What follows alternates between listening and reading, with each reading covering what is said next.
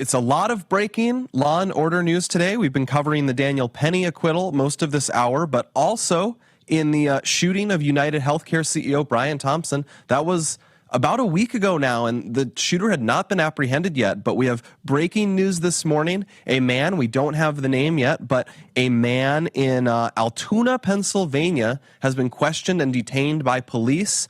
And we have a lot of information that is coming out that strongly indicates that this is the man suspected in the killing.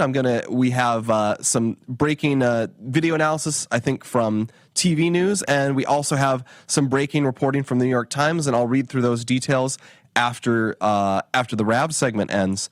But big news today. We have good news on the Justice for Daniel Penny front. He is walking free, not entirely out of the woods, but he will not be going to prison. That's great news. And then we also have an arrest in this CEO shooting in New York and some wild details there. We have Jack Posobiec still with us. I know he's been very closely following this United Health CEO shooting. Oh, yeah. And Jack, I think we should just go through.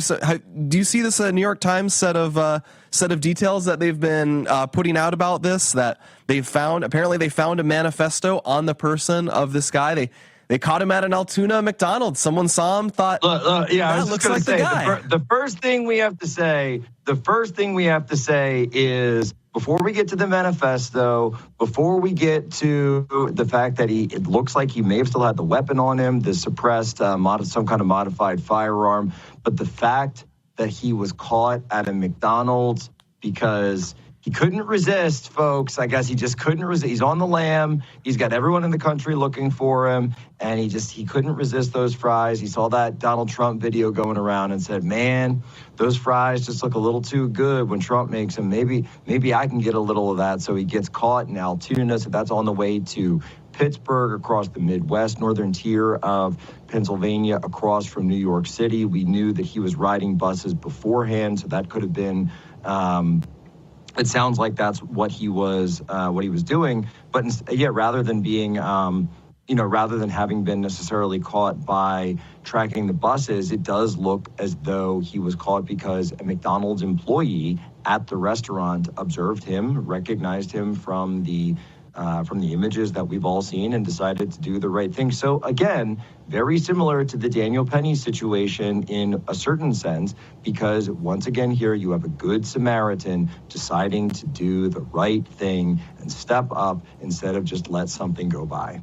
Yeah, and let's get the details of this stop are pretty wild. This is CNN reporting on it. Let's play clip 22. So, Dana, this starts as a very routine day in a McDonald's in Altoona, Pennsylvania, which has like 3 McDonald's. But an employee there looks at this person and has been seeing on CNN and everywhere else these photos from the NYPD of this masked person with the hood where they're saying, look beyond New York, because we think the person has left the city. And she believes that this person resembles the photos that have been put out.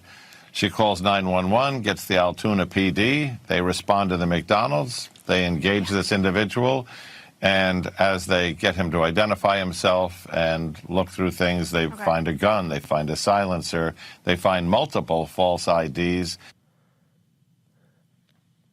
Apparently he was just going around in the same getup he did the shooting in, with all of the gear. It's wild. Do you remember a couple of days ago, we were doing the Thought Crime show, and we were arguing with people, and there were still people who said that they thought that this was a professional. And they said, oh, we think this was a real assassin, a real-time hitman. And no, it was not. This was someone who, and the fact that there are documents here. Look, so we have the writing on the bullet shells was the first instance that this may be something to do with a political type motive, someone who's animated with anger and animus towards healthcare CEOs and CEOs in general. And now we have this information about, quote, and I think they're stopping short of saying manifesto yet. They're just saying manifesto-like documents but that certainly seems to be the rumor that's going around. Also, I think there was one of his backpacks that was found, that designer backpack. By the way, all the clothes in this case, there were some memes going around saying that all the clothes in the backpacks were like designer clothes and designer jackets. Everything about this is incredible. Like, I mean, the fact that his gun is apparently, they're saying it's a ghost gun. Like, he built it himself with parts he either printed or bought online.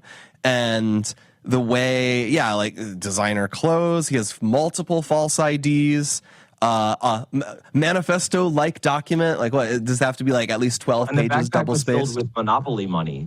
Over the weekend, the backpack that was recovered was apparently found. It was filled with Monopoly money. So actual Monopoly or like counterfeit? Well, we'll have to. That remains to be seen, Blake. That remains to be seen. That fiction is not going.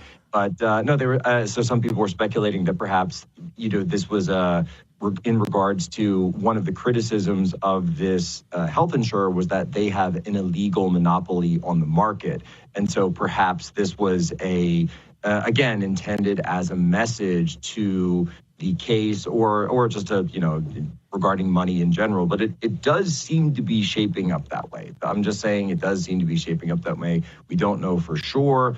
There were a lot of people who pointed that out early on, and I think that I was one of the first people who said, no, this was not a professional assassination. One of the biggest questions, though, I think still remains to be seen is how did he know the guy's schedule? How did he know? So we'll have to see that. A lot of stuff to look at. By the way, really want to look at that Derek Chauvin case, too. We have it's going to be a big case.